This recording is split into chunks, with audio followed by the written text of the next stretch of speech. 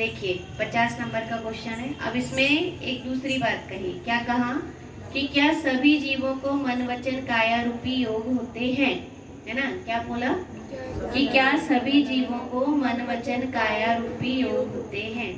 ठीक है, इसको कह सकते हैं एक द्रव्य जिस पूरे कीड़े वचन काया रूपी योग होते हैं। क्वेश्चन नंबर 50 में, तो 50 में क्या कहा कि सभी जीवों को तीनों योग नहीं होते।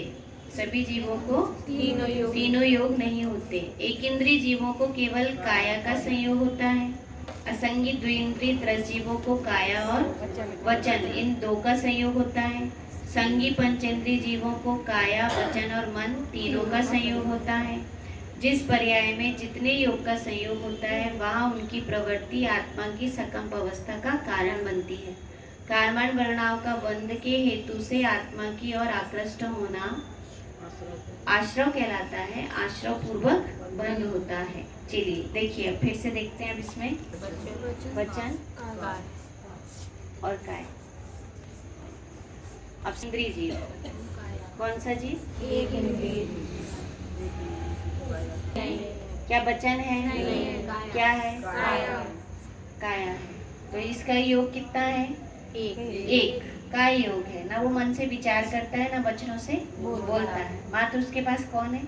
काय का योग है। अब द्विइंद्रिय जीव कौन सा जीव है? क्या मन है लेकिन क्या है? वचन भी है ना। तो कितनी चीज आ गई? दो। कौन कौन सी? वचन और काया भी है। उसके बाद तीन इंद्रिय में भी क्या आएगा? तीन इंद्रिय में भी क्या है? वचन और काया है। फिर चतुर इंद्रिय में क्या है? वचन और काया। अब कौन आया? पंचेंद्रिय आया। कौन आया? अभी यहाँ पर भी हाँ इसी में कर रहे हैं ना, असंगी है ना। असंगी में भी क्या नहीं है? मन नहीं है। अब संगी पंचेंद्रिय किसकी बात है? कि संगी पंचेंद्रिय में कौन कौन सी चीजें हैं? ये तीनों चीजें हैं। कौन कौन सी चीजें हैं? ठीक है, ये तीनों चीजें मात्र कहती है संगी पंचेंद्रिय। आया समझ में? ठीक है, तो ये कोई आवश्यकता नहीं है कि एक इंद्रिय जीव के कितनी है? कितने योग हैं? एक का योग है। फिर दो इंद्रिय, तीन इंद्रिय, चातुर इंद्रिय और असंगी पंचेंद्रिय जीव के कितने हैं? वचन और काय है। और लास्ट में जो असंगी संगी पंचेंद्रिय उसके कितने हैं? तीन योग है, मन वचन और काय। तो इस क्वेश्चन में यही कहा। फिर वहाँ क्या कहा? क्योंकि प्रवृत्ति आत्मा के सकंप अवस्था को कारण बनती है। और वह प्रवृत्ति उनको किसके कारण? अपन कहें कि एक इंद्रिय जीव को कर्म का बंधन नहीं होगा तो कहेंगे होगा। क्यों होगा? क्योंकि उनकी क्या हो रही है कि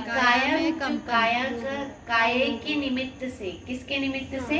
काय रूप द्रव्य योग के निमित्त से क्या होता है?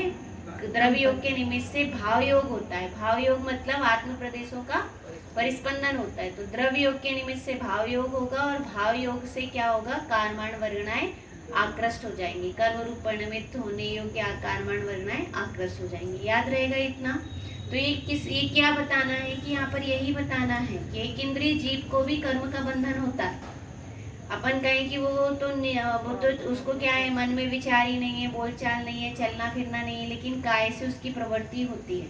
और बहुत सारे आप लोगों ने देखे भी होंगे ऐसे वो पेड़ वगैरह भी आते हैं जो व्यक्ति का खून चूस लेते हैं, ऐसे करके अपने में चिपटा लेते हैं। ऐसे कहीं दक्षिण अफ्रीका वगैरह ऐसे जो बहुत घने जंगल है ना, हाँ वहाँ पर ऐसे वो हैं, वो कीड़ा आता है तो फूल भी उसको क्या करता है कि उसको बंद करके और उसको निचोड़ के और मार देता है और फिर फेंक देता है।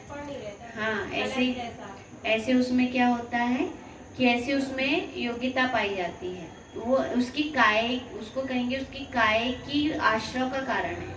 उसको कायिक आश्रव क्या कहेंगे? उसको कायिक योग क्या बोलेंगे? कायिक योग। तो वो काय के योग के निमित्त से भी क्या करता है? सकंप रूप अवस्था होती है और उस सकंप रूप अवस्था से क्या करता है कि कर्मों का आश्रव होता है।